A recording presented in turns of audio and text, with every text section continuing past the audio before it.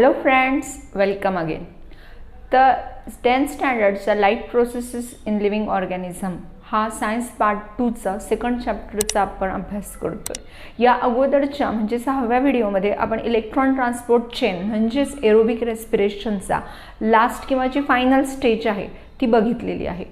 आजच्या व्हिडिओमध्ये आपण एरोबिक रेस्पिरेशन म्हणजे आता आपलं संपलेलंच आहे, पण आपल्याला एरोबिक रेस्पिरेशनचा जो सबस्ट्रेट आहे म्हणजे जो फूड मॉलिक्यूल आहे जे वापरलं जातं ते असतं ग्लुकोज. बरोबर आहे. तर ग्लुकोज आपल्याला माहिती आहे की glucose it enters in the glycolysis process. जे त्याचं ग्लायकोलिसिस प्रोसेसने ग्लुकोजचं रूपांतर आपण कशात करून घेतो? पायरुवेट मॉलिक्यूलमध्ये. या पायरुवेट मॉलिक्यूलचं रूपांतर आपण कशात करतो? ॲसिटिल कोएन्झाईम ए मध्ये. आणि acetyl coenzyme A enters in Krebs cycle आणि तो आपल्याला काय देतो? Carbon dioxide, water plus energy in the form of ATP molecules. आता हे जनरल आहे, पण लक्षात घ्या प्रत्येक वेळेस बॉडीकडे ग्लुकोजच असेल असं काही नाही. मग कधी कधी बॉडीला ग्लुकोज कमी पडतं. पण आधी याच्यावरती एक रिझन आहे बघा. क्वेश्चन नंबर 4A मध्ये की क्वेश्चन नंबर 4 रिझन आहे आपल्याला oxygen is necessary for complete oxidation of glucose. ग्लुकोजचं पूर्ण ऑक्सिडेशन होण्यासाठी काय गरजेचं असतं?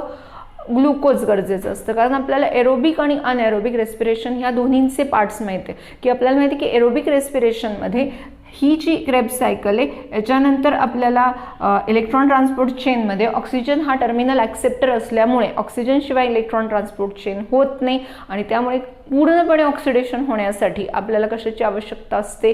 ग्लुकोजमध्ये ऑक्सिजनची आवश्यकता असते. आपण एक्सरसाइजमध्ये हा क्वेश्चन डिटेलमध्ये बघणार आहोत. आता कधी कधी काय होतं की फॅटी ॲसिड्स जे असतात किंवा आपण फॅट्स म्हणतो त्याला, फॅट्स हे यांचं डायजेशन होतं. फॅटी ॲसिड्स आणि अल्कोहोल्स ज्याला आपण ग्लिसरॉल असं म्हणतात आणि यांचं ॲसिटिल कोएन्झाईम ए मध्ये कन्व्हर्जन केलं जातं आणि मग क्रेब्स सायकलमध्ये परत एकदा ते एंटर करतात. त्याचप्रमाणे जे प्रोटीन्स असतात हे चार्ट तुम्हाला कम्प्लिशनसाठी येऊ शकतात, त्यामुळे हे पाठच ठेवायचे. प्रोटीन्सचं डायजेशन झालं की अमायनो ॲसिड्स तयार होतात.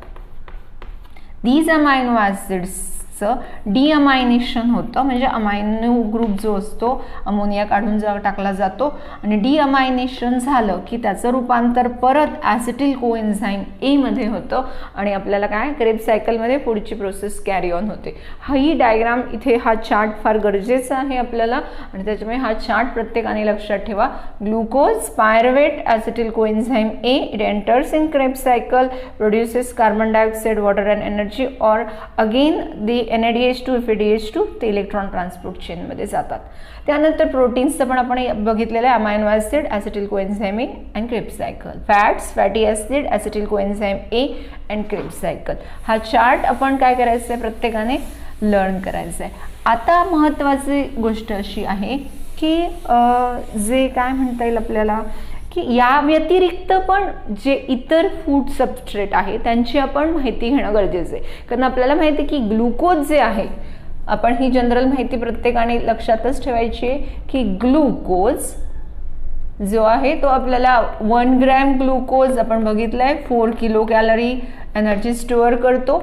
जर ग्लुकोज एक्सेसमध्ये असेल, एक्स्ट्रा ग्लुकोज असेल तर it is stored in liver. Excess glucose कुठे स्टोअर होतं? लिव्हरमध्ये. ही गाळलेली जागा MCQ मध्ये हे फार IMP आहे आणि it is stored as a glycogen. बघा मग आता ही गाळलेली जागा तुम्हाला येऊन जाईल. काय? ग्लुकोज जर एक्स्ट्रा ग्लुकोज आहे ते लिव्हरमध्ये स्टोअर्ड होतं in the form of glycogen. जेव्हा बॉडी ग्लुकोजला किंवा आपण जेव्हा उपवास करतो, आपण फार जास्त वेळ खात नाही, तेव्हा आपल्याला जी एनर्जी असते ती अशा प्रकारे स्टोअर्ड केलेले जे मॉलिक्युल्स असतात त्यांच्यापासून काय होते? बॉडीला एनर्जी मिळते. आता आपल्याला हे पण लक्षात आलं असेल की आपण काही क्वेश्चन्स होते बघा ह्याच्यामध्ये. क्वेश्चन की which type of cellular respiration performs complete oxidation of glucose. कुठलं ग्लुकोजचं कंप्लीट ऑक्सिडेशन होण्यासाठी कुठलं रेस्पिरेशन लागेल आपल्याला? एरोबिक रेस्पिरेशन लागेल. अनएरोबिक रेस्पिरेशनमध्ये ग्लुकोजचं पूर्णपणे ऑक्सिडेशन होत नाही. आणि विच सेल ऑर्गॅनेल इज नेसेसरी, कुठलं सेल ऑर्गॅनेल लागतो तर क्रेब्स सायकल ज्याच्यामध्ये होतं तो सेल ऑर्गॅनेल म्हणजे मायटोकॉन्ड्रिया. मायटोकॉन्ड्रिया शिवाय cellular respiration, aerobic cellular respiration होऊ शकत नाही. मग आता आपला जो कार्बोहायड्रेट्स आहे त्यांचा पार्टच पूर्ण झालेला आहे. मग आपला पुढचा जो बॉडीचा जे काय म्हणतात न्यूट्रियंट आहे जे आपलं खूपच महत्त्वाचं आहे ते आहे proteins. So what are proteins? Proteins are the macromolecules. What are they? They are macromolecules. How they are form by chemical bonds between amino acids किंवा joining many amino acid किंवा many amino acids come together and they form a macromolecule called as proteins. मग आता proteins जे आहे आपल्याला कुठून मिळतात? आता आपल्याला ॲनिमल आणि प्लांट्स दोघांकडून प्रोटीन मिळतात. पण जे ॲनिमल ओरिजिनचे प्रोटीन असतात, ॲनिमल प्रोटीन्स, या ॲनिमल प्रोटीन्सला आपण काय म्हणतो? First class proteins. कारण हे आपल्या बॉडीमध्ये ॲज इट इज उपयोगात आणले जातात. त्यामुळे आपल्याला बघा डायटिशियन सांगतात की ॲनिमल ओरिजिनचे प्रोटीन जसं दूध, अंडे किंवा फिश हे जे आहे मीट, चिकन इट्सेट्रा, सो यांच्यामधून आपल्याला डायरेक्ट आपल्या बॉडीला काय मिळतं? प्रोटीनचा सोर्स मिळतो. मग आता बॉडी काय करते प्रोटीन्सचं? तर प्रोटीन्स काय होतात? डायजेस्ट होतात. जे प्रोटीन्सचं काय होतं? Digestion of proteins produce amino acids. आता हे जे अमायनो ॲसिड्स असतात हे बॉडी काय करते? ॲब्सॉर्ब करते ब्लडमध्ये. Absorb in blood. मग ते ब्लडमध्ये काय केले जातात? Transport to cells. सेल्समध्ये काय होतं? त्याचं ट्रान्सपोर्टेशन होतं टू डिफरंट पार्ट और डिफरंट सेल्स. आता सेल्समध्ये जेव्हा हे ट्रान्सपोर्ट होतात तेव्हा आपली बॉडी काही ॲज इट इज कुठलीही गोष्ट वापरत नाही. ती ह्या गोष्टींचं बॉडी काय करते? आपल्या स्वतःचे प्रोटीन बॉडी स्वतःच बनवत असते. मग हे जे प्रोटीन्स असते आपल्या बॉडीला कुठल्या प्रकारचे प्रोटीन्स लागत असतात? सेल काय करतात अमायनो ॲसिड्सचं? तर आपली बॉडी काही मेजर प्रोटीन्स बघते. तुम्हाला एक बुकमध्ये एक डायग्राम पण दिलेली आहे, अशा प्रकारे प्रोटीन्स दिलेले. तर मी ही डायग्राम तुम्हाला आडव्या स्वरूपात सांगते बघा. तर आपली बॉडी जी आहे ती पहिल्यांदा स्किनमध्ये काही प्रोटीन्स असतात. स्किनमध्ये कुठले प्रोटीन आपल्या बॉडीला लागतात? एक आहे बघा मेलॅनिन. आता आपल्याला माहिती आहे मेलॅनिन हे एक कलरिंग पिगमेंट आहे जे बॉडीला कलर देतं. जेवढा जास्त मेलॅनिन तेवढा स्किन कलर डार्क होतो. पण इंडियन किंवा इतर जे ॲटमॉस्फिअर असतं इथे सूर्य जास्त असल्यामुळे इकडे मेलॅनिनचं पिगमेंटचं प्रमाण जास्त असतं आणि स्किन कलर डार्कर होतात. कारण ते आपल्याला कशापासून प्रिव्हेंट करतात? स्किन कॅन्सरपासून. आणि दुसरं आहे केसांमध्ये असणारं केरॅटिन. म्हणजे स्किनमध्ये जे दोन मेन प्रोटीन असतात मेलॅनिन आणि केरॅटिन यांच्यासाठी आपल्याला बॉडीला प्रोटीन लागतात. त्यानंतर येतात ते म्हणजे बोन्स. बोन्समध्ये पण प्रोटीन्स असतात ओएसिन नावाचे. त्यानंतर येईल ब्लड. ब्लडमध्ये मुख्य दोन प्रोटीन्स असतात. एक असतं ते म्हणजे हिमोग्लोबिन. याच्यामध्ये आयर्न कंटेनिंग प्रोटीन आहे. हे या प्रोटीनमुळे आपली बॉडी काय करू शकते? ऑक्सिजन कॅरी करू शकते. आणि दुसरं महत्त्वाचं आहे ते म्हणजे अँटीबॉडीज. आता आपल्याला अँटीबॉडीज पूर्णपणे कल्पना आहे. अँटीबॉडीज काय असतात? These are the proteins which fight against the foreign organism. म्हणजे आपण बॅक्टेरिया असतील, व्हायरस असतील किंवा इतर काही जे ऑर्गॅनिझम असतील यांच्या विरुद्ध फाईट करण्यासाठी हे अँटीबॉडीज लागतात. म्हणजे बघा ब्लडमध्ये हिमोग्लोबिन आणि अँटीबॉडीज हे दोन प्रोटीन्स असतात. त्यानंतर येतील समजा आपण बघितलं पॅनक्रियाज. पॅनक्रियाजमध्ये असतात ते म्हणजे ट्रिप्सिन, इन्सुलिन, हे सगळे जे प्रोटीन्स जे डायजेशनसाठी लागतात ते. त्यानंतर येतील ते पिच्युटरी ग्लँड्स. आपल्याला माहिती आहे पिच्युटरी ग्लँड ही एक मास्टर ग्लँड आहे आपल्या बॉडीमधली. आणि ही मास्टर ग्लँड असल्यामुळे हिचं मेन काम काय येतं? सगळे हार्मोन्स तयार करणे जे बॉडीमध्ये कंट्रोल ठेवतात, कंट्रोल आणि कोऑर्डिनेशनसाठी, मग डिफरंट टाईप ऑफ हार्मोन्स. त्यानंतर येतात ते म्हणजे मसल्स. मग मसल्स काय काम करतात? तर आपल्या ज्या मसल्स असतात या मसल्समध्ये कॉन्ट्रॅक्शन आणि काय म्हणता येईल त्याला रिलॅक्सेशन व्हावं लागतं सरळ. मग याच्यामध्ये ॲक्टिन ॲक्टिन फायबर्स असतात, मायोसिन फायबर्स असतात, कॉन्ट्रॅक्टाईल प्रोटीन असतात. Actin and myosin, that is contractile proteins. हे 2 प्रोटीन्स तिथे लागतात.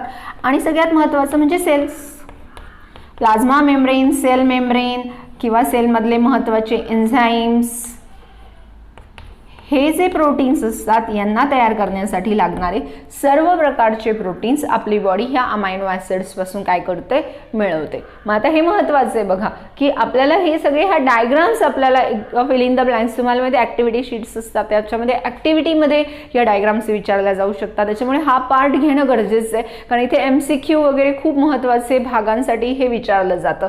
आता अजून एक महत्त्वाचा प्रश्न आहे जो ह्याच टॉपिकचा आहे, म्हणून तुम्ही हे सगळं बघा, हे सगळं लिहिताना एका फक्त महत्त्वाचे असे पॉइंट्स लिहित चला.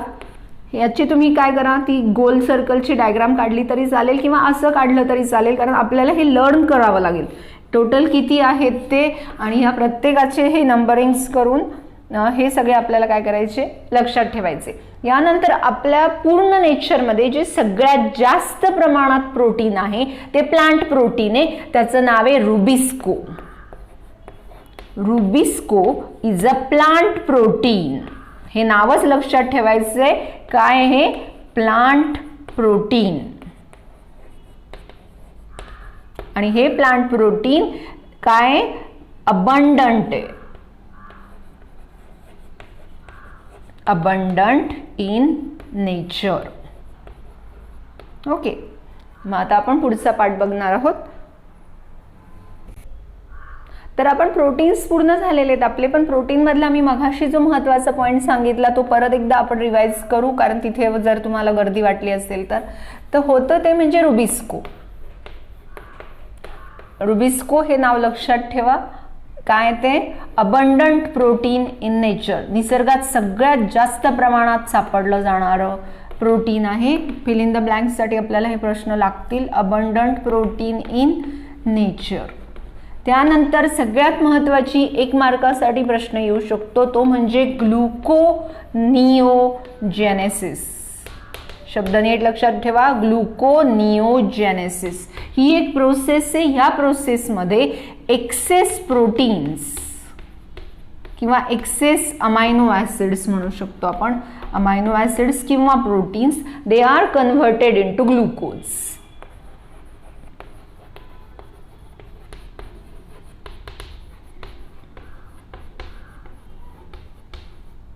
मग एक्सेस अमायनो ॲसिड्स असतात जे आपल्याला काय म्हणता येईल, किंवा इथे बुकमध्ये प्रोटीन्सचा शब्द आहे त्यामध्ये तुम्ही प्रोटीन्सच लिहा. Excess proteins are converted into glucose through the process of gluconeogenesis. महत्त्वाचं आहे, त्याच्यामुळे हा पार्ट आपल्याला घ्यायलाच लागेल, हे लक्षातच ठेवा, मार्क करून ठेवा. आता पुढचा जो टॉपिक आहे तो, पॉजच घ्या, हे फॅट्स, लिपिड्स. आता प्रोटीन्स नंतर महत्त्वाचा भाग आहे लिपिड्स. लिपिड्स काय असतात, तर lipids are the compounds formed by specific chemical bonds, specific chemical bonds between fatty acid and alcohol. तर अल्कोहोल आणि फॅटी ॲसिड्समध्ये स्पेशल बॉन्ड्स असतात काही विशिष्ट प्रकारचे, आणि त्यापासून आपण जे रोजच्या आहारात लिपिड्स म्हणजे स्निग्ध पदार्थ, तेलकट पदार्थ, तर ते आपल्या बॉडीमध्ये काय होतात, हे तयार झालेले असतात. आणि मग आता साधी गोष्ट आहे की लिपिड्सचं काय झालं, डायजेशन. लिपिड्सचं डायजेशन आपल्याला काय देणार, मग फॅटी ॲसिड प्लस ग्लिसरॉल किंवा आपण अल्कोहोल. आता हे जे लिपिड्सचं अल्कोहोल आहे किंवा हे जे फॅटी ॲसिड्स असतील, दीज फॅटी ॲसिड्स ते काय होतात, absorbed in blood and transported to cells. Where cells use them, मग सेल तिला स्वतःचे लागणारे काही विशिष्ट प्रकारचे लिपिड्स किंवा इतर गोष्टी करण्यासाठी ते वापरतात. मग कशासाठी वापरतात हे तर बघा, फर्स्ट फॉस्फोलिपिड्स, ही गाळलेली जागा असल्यामुळे खूप महत्वाची बघा. फॉस्फोलिपिड्स जे असतात, हे फॉस्फोलिपिड्स काय असतात हे तर phospholipids are the compounds phosphorus and lipids. तर फॉस्फरस अँड लिपिड्स जे असतात हे जे इसेन्शियल कंपाऊंड्स असतात हे कशासाठी लागतात to form the plasma membrane. To form the plasma membrane. These are the special types of compounds. Plasma membrane आपल्याला माहिती आहे, प्रत्येक सेल भोवती जी मेम्ब्रेन असते तिला आपण प्लाझ्मा मेम्ब्रेन म्हणतो. आणि ही मेम्ब्रेन तयार करायसाठी काय लागतात फॉस्फोलिपिड्स. या व्यतिरिक्त इतर जे सेलच्या सगळ्या मेम्ब्रेन्स असतात त्यासाठी पण आपल्याला लिपिड्स लागणार आहे. Plus various types of hormones, काही हार्मोन्स पण बॉडी तयार करते, जसं की इस्ट्रोजन, प्रोजेस्टेरॉन, टेस्टोस्टेरॉन,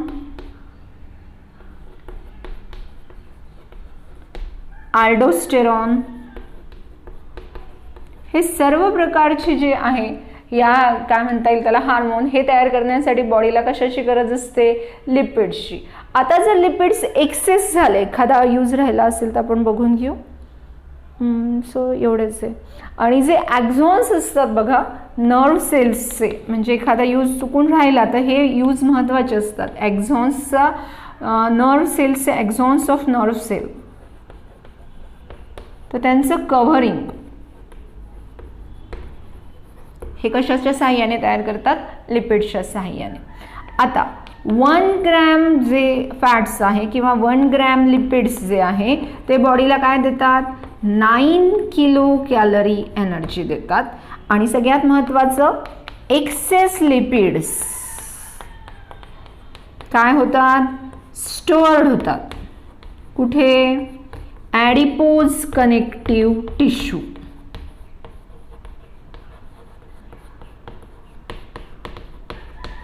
मग हे फॅट्सचे महत्त्वाचे पॉईंट आहे. फॅट्स म्हणजे लिपिड्स, फॅट्स सो आज टू लिपिड्स. तर लिपिड्स आणि फॅटी ॲसिड आणि अल्कोहोलच्या कंपाऊंडला लिपिड्स म्हणतात. त्यांच्यामध्ये एक स्पेसिफिक केमिकल बॉन्ड्स असतात. त्यांचं डायजेशन आपल्याला फॅटी ॲसिड आणि अल्कोहोल देतं. फॅटी ॲसिड हे ॲब्सॉर्ब होतात ब्लडमध्ये, ते ट्रान्सपोर्ट होतात सेलमध्ये आणि सेल त्यांना ज्या पद्धतीने सेलमध्ये यूज होतात ते महत्त्वाचं आहे. फॉस्फोलिपिड्स तयार करण्यासाठी आपल्याला लिपिड्स लागतात. हार्मोन्स आहे हे 4 हार्मोन्स महत्त्वाचे, इस्ट्रोजन, प्रोजेस्टेरॉन, टेस्टोस्टेरॉन आणि अल्डोस्टेरॉन तयार करण्यासाठी आपल्याला हार्मोन्स लागतात. ॲक्झॉन्स असतात नर्व सेल्सचे, त्याच्याभोवती जे कव्हरिंग शीट तयार होतात ते शीट पण लिपिड्सचे असतात. 1 gram lipids gives us 9 kilo calorie energy and then excess lipids are stored in adipose connective tissue. तिन्ही गोष्टी एक्सेसमध्ये असतात तेव्हा कुठे स्टोअर्ड होतात ते लक्षात ठेवा. ग्लुकोज एक्सेस असेल तर ते ग्लायकोजनमध्येच्या स्वरूपात लिव्हरमध्ये स्टोअर असेल. प्रोटीन जर एक्सेस झालं तर त्यांचं कन्व्हर्जन ग्लुकोजमध्ये केलं जातं ग्लुकोनिओजेनेसिस या प्रोसेसने. आणि जर लिपिड्स किंवा फॅट्स एक्सेस झाले तर ते स्टोअर होतात ॲडिपोज कनेक्टिव्ह टिश्यूमध्ये. मग हा इथपर्यंत आपण न्यूट्रिएंट्स चालू आहे. आता 2च न्यूट्रिएंट्स राहिलेले, एक म्हणजे विटॅमिन्स आणि दुसरं म्हणजे water. Vitamins are group of heterogeneous compounds. हे वेगवेगळ्या ग्रुपचे वेगवेगळे कंपाऊंड्स असतात ऑफ विच प्रत्येक is essential for proper operation, म्हणजे ती गोष्ट करण्यासाठी of different processes in body.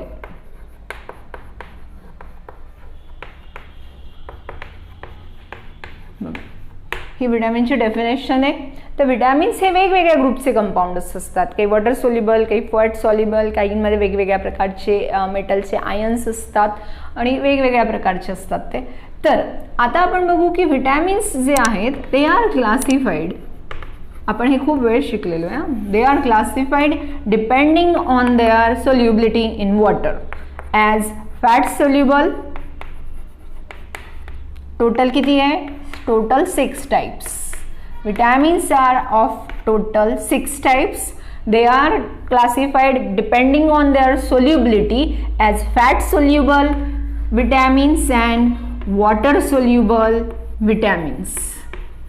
Fat soluble vitamins 4 आहे. Vitamin A, vitamin D, vitamin E, vitamin के. प्रत्येकाचे स्वतःचे सोर्सेस आहे, स्वतःचे महत्त्वाचे काय असतात, काय म्हणतात त्याला, काही डिसिजेस असतात ज्याला आपण डिफिशियन्सी डिसिजेस म्हणतो, की जसं विटॅमिन ए कमी पडलं तर आपल्याला नाईट विजनला प्रॉब्लेम येतो. ओके, ज्याला आपण नाईट ब्लाइंडनेस म्हणतो. वॉटर सोल्युबल विटॅमिन्स 2च आहे. विटॅमिन बी, ॲक्च्युली हे बी कॉम्प्लेक्स असतं पण नुसतं बी लिहिलं तरी चालतं. हे असंख्य विटॅमिन्सचा काय आहे, हा ग्रुप आहे आणि विटॅमिन येईल ते सी. तर आता आपल्याला सगळ्यात महत्त्वाचं जे आहे, ज्याच्यावरती आपल्याला एक्झाममध्ये क्वेश्चन विचारला जातो, की विटॅमिन बी पैकी आपल्याला 2 कोएन्झाइम्स आहेत. एक आहे आपण शिकलेलो आहे ग्लायकोलिसिस आणि क्रेब्स सायकलमध्ये FADH2 आणि NADH2. तर FADH2 आणि NADH2 हे 2 कोएन्झाइम्स तयार करण्यासाठी आपल्याला विटॅमिन बी लागतं. FADH2 तयार करण्यासाठी विटॅमिन B2 म्हणजेच रायबोफ्लेविन लागतं. याच्याशिवाय FADH2 तयार होऊ शकत नाही. आणि NADH2 तयार करण्यासाठी विटॅमिन B5 म्हणजेच काय लागतं, निकोटिनामाइड.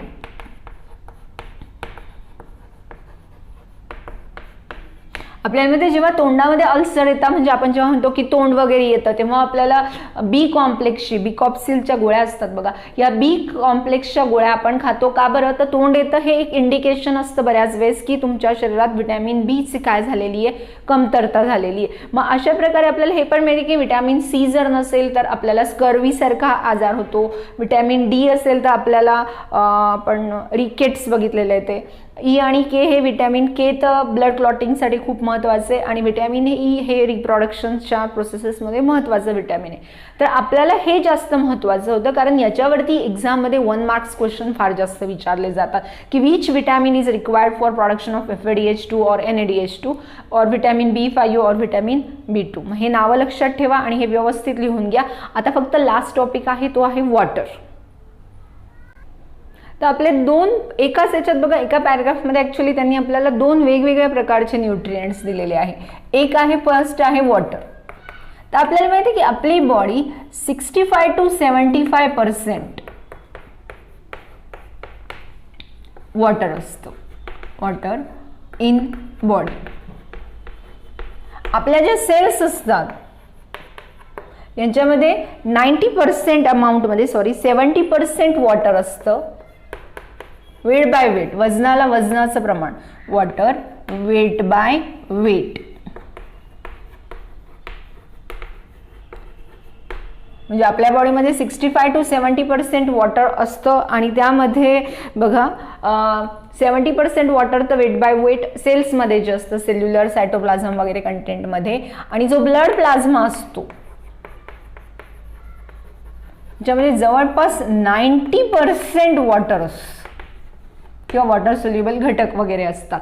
आता जर आपल्या शरीरामध्ये थोडा जास्त वॉटर लॉस झाला तर बॉडी फंक्शन्स जे असतात, body function disturbs.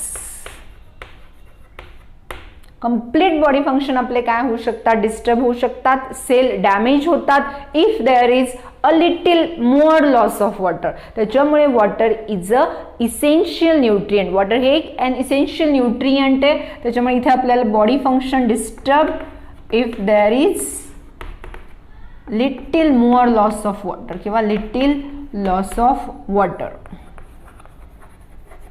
And therefore water is an essential nutrient.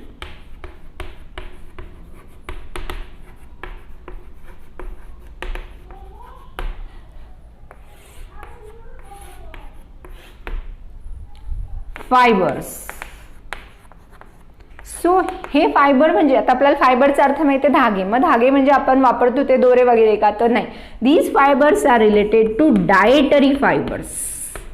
जे आहारामधले तंतुमय पदार्थ, मराठी त्यांना तुम्ही काय म्हणणार, तंतुमय पदार्थ. तुम्ही आंबे वगैरे खाताना त्या साप बघतात, निघतात बघा आंब्यांमध्ये काही रेषा रेषा अशा धागे धागे निघतात ते, किंवा आपण गाजर वगैरे किसल्यानंतर ह्या पदार्थांमध्ये असतात, मेथीच्या भाजीत बऱ्याच याच्यात असतात. मग हे जे डायटरी फायबर्स असतात दे आर इसेन्शियल किंवा they are necessary for in our nutrition और they are necessary nutrients. Why? ते काय करतात डायटरी फायबर्स? सगळ्यात महत्त्वाचं लक्षात घ्या, they dietary fibres are not digested in our body. आपली बॉडी हे फायबर्स पचवू शकत नाही. They are not digested in our body. मग पचवू शकत नाही, मग त्याला न्यूट्रिएंट कसं म्हणणार? बरोबर आहे की नाही? मग पचतच नाही आपल्या बॉडीमध्ये. समजा आपण हा जे भाजीपाला कच्चा असतो तो खातो, तर आपली बॉडी यातलं जे सेल्युलोज असतं, ॲक्च्युली सेल्युलोज म्हणजेच डायटरी फायबर, हे सेल्युलोज आपली बॉडी पचवू शकतच नाही. मग पचवू शकत नाही, मग हे डायटरी फायबर कशासाठी लागतात? First, but they are very useful for digestion of other substances. For digestion of other substances. इतर जे पदार्थ आहेत त्यांच्या डायजेशनसाठी ते फार अत्यावश्यक असतात. आणि third and most important part is that की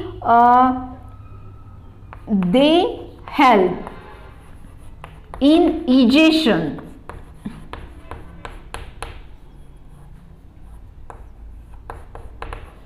of undigested food and waste material.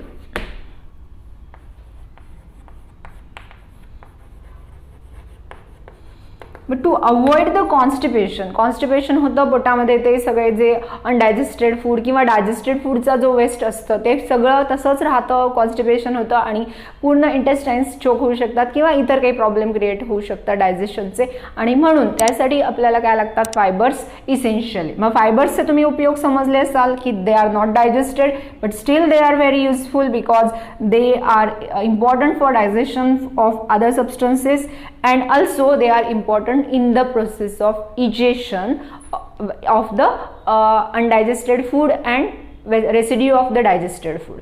So आता इथपर्यंत आपण रेस्पिरेशन लक्षात घ्या.